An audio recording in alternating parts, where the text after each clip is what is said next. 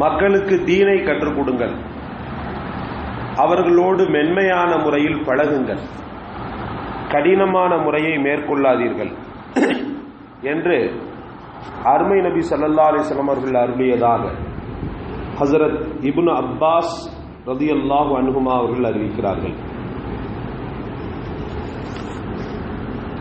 அல்லாஹு தஆலா எவருக்கேனும் நன்மையை நாடினால் அவருக்கு தீனின் விளக்கத்தை, அதாவது நேர்மையான எண்ணங்களை அவர் உள்ளத்தில் உதிக்க செய்கிறான் என நபிகள் நாயகம் ஸல்லல்லாஹு அலைஹி வஸல்லம் அவர்கள் கூறியதாக ஹஜ்ரத் அப்துல்லாஹ் இப்னு மஸ்ஊத் ரலியல்லாஹு அன்ஹுமா அவர்கள் அறிவிக்கிறார்கள்.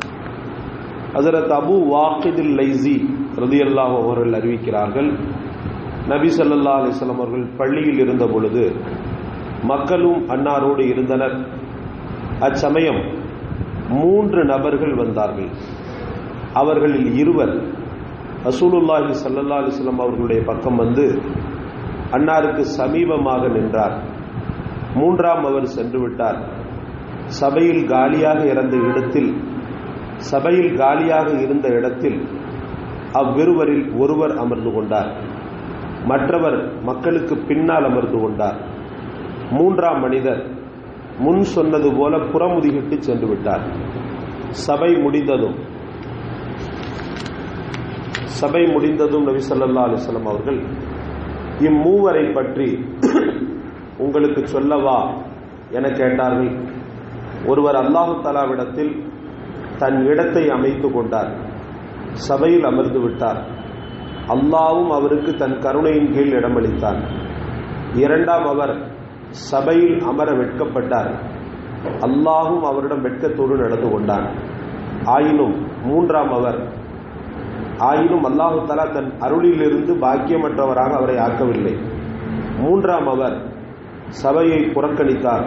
அல்லாஹு தஆலாவும் அவரை புறக்கணித்து விட்டார் என்று கூறினார். அல்லாஹ்வின் நல்லடியார்களே, ஒரு மனிதன் கல்வியாளனாக இறைவனால் அங்கீகரிக்கப்பட்டவனாக ஆவது அப்படின்றது பெரிய விஷயம். கல்வியுடைய விஷயத்துல அவனுக்கு மார்க்க விளக்கம் கிடைக்கிறதுன்றது பெரிய விஷயம். இன்னைக்கு சமூகத்தில் நடக்கக்கூடிய மூட நம்பிக்கைகள், குறையோடி போய்விட்ட இந்த மௌட்டிக பழக்க வழக்கங்களுக்கெல்லாம் மூல காரணமாக இருப்பது என்னன்னு சொல்லி பார்த்தீங்கன்னு சொன்னா இல்மு இல்லாதது தான். தீன் அவனுக்கு தெரிஞ்ச அந்த மாதிரி காரியங்களை கண்டிப்பா செய்ய மாட்டாங்க. எத்தனையோ அனாச்சாரங்கள், பிதத்துக்கள், இறைவனால் அங்கீகரிக்கப்படாத, ரசூல் ஸல்லல்லாஹு அலைஹி வஸல்லம் அவர்களால் அங்கீகரிக்கப்படாத, அவங்களால ஏற்றுக்கொள்ளப்படாத செயல்கள் மலிஞ்சு போய் எப்போ நடக்கும்னு சொன்னா, எப்ப இந்த மக்களுக்கு மார்க்கத்தை பத்தி ஞானம் இல்லையோ அப்ப நடக்கும் சகோதரர்களே. உதாரணத்துக்கு எடுத்துக்கொண்டா, தொழுகையினுடைய சட்டத்திட்டங்கள் தெரிஞ்சாதான் ஒருவனால சரியா தொழ முடியும். நோம்புடைய சட்டத்திட்டங்கள் தெரிஞ்சாதான் ஒருவனால் நோம்பு சரியா வைக்க முடியும். கல்வியுடைய சட்டத்திட்டங்கள் தெரிஞ்சாதான் ஒருத்தனால சரியா குர்ஆனை ஓத முடியும். அப்புறம் குளிப்புடைய சட்டத்திட்டங்கள், முக்கியமா குளிப்புடைய சட்டத்திட்டங்கள் தெரிஞ்சாதான் ஒருத்தனால ஒழுங்காவது என்ன செய்ய முடியும், இபாதத் செய்ய முடியும். இபாதத்துடைய வாசலே குளிப்பு தான், சுத்தம் தான். நான் ஏற்கனவே சொல்லியிருக்கிறேன், இபாதத்தினுடைய வாசல், அந்த இபாதத்துன்ற கோட்டைக்குள்ள நீங்க நுழையணும்னு சொன்னா முதல்ல சுத்தம் கரெக்டா இருக்கணும். அது ஒதுவாக இருந்தாலும் சரி, குளிப்பாக இருந்தாலும் சரி. குளிப்புன்னு சொன்னா கடமையான குளிப்பை நான் சொல்ல வரேன். இந்த கடமையான குளிப்பை பற்றி உள்ள தீன் எத்தனை பேர்கிட்ட இருக்கு சொல்லுங்க பார்ப்போம். இல்ல, பெரும்பாலும் வாலிபர்கள்ட்ட நிறைய பேர்கிட்ட கிடையாது, கேட்கறதும் கிடையாது. இந்த திருமணமான புதிதுல என்னென்ன பண்ணணும், என்ன செய்யணும், குளிப்புடைய பரந்து என்ன, அகமியங்கள் என்ன, இதெல்லாம் ஒண்ணுமே கிடையாது சகோதரர்களே. மற்ற விஷயங்கள் எல்லாம் கேட்டு அவன் ஃப்ரெண்ட்ட கேட்டு என்ன செஞ்சுக்கிடுவான், தெரிஞ்சுக்கிடுவான்.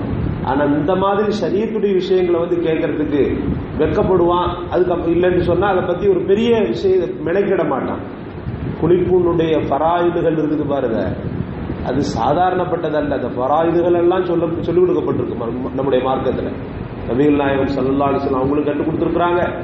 அவங்களுடைய வழியின் தோன்றலாக இருக்கக்கூடிய மதுஹபுடைய உலமாக்களும் கற்றுக் கொடுத்துருக்குறாங்க.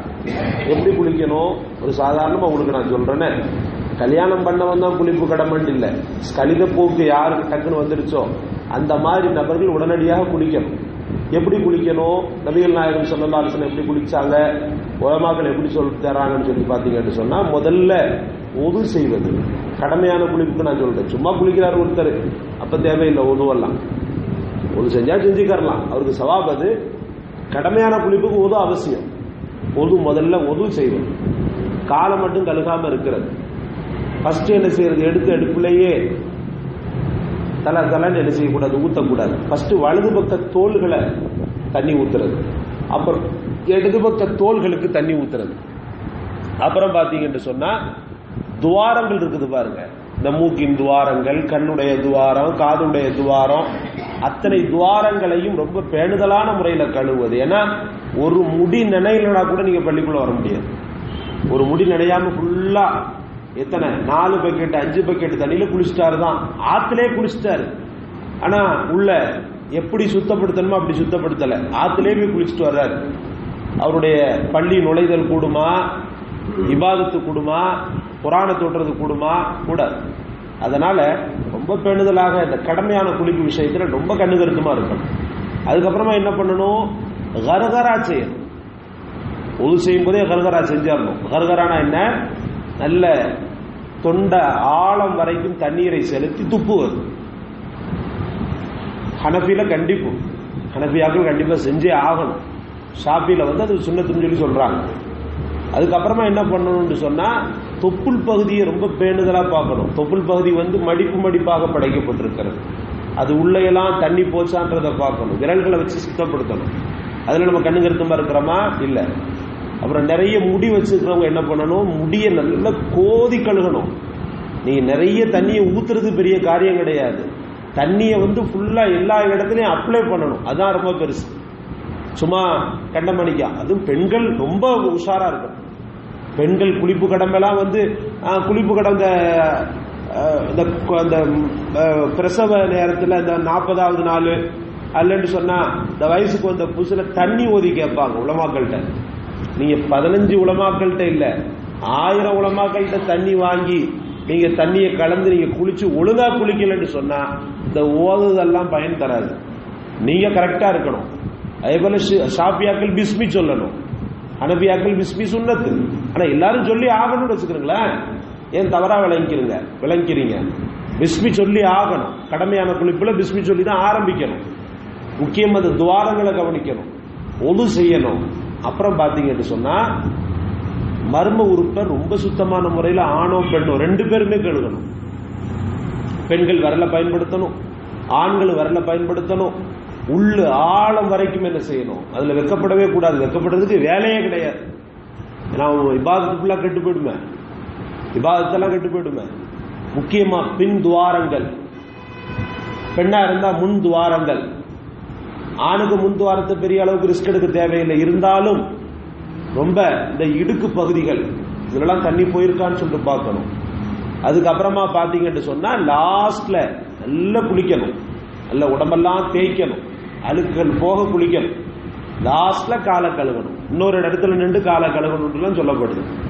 இப்படி எல்லாம் கரெக்டான முறையில குளிப்பு அந்த தீன் இருக்குதா மக்கள்கிட்ட? நிறைய பேர்கிட்ட கிடையாது. கேட்கறது கிடையாது எப்படி குளிக்கணும்னு சொல்லி. இதுல என்ன வெக்க இருக்கு?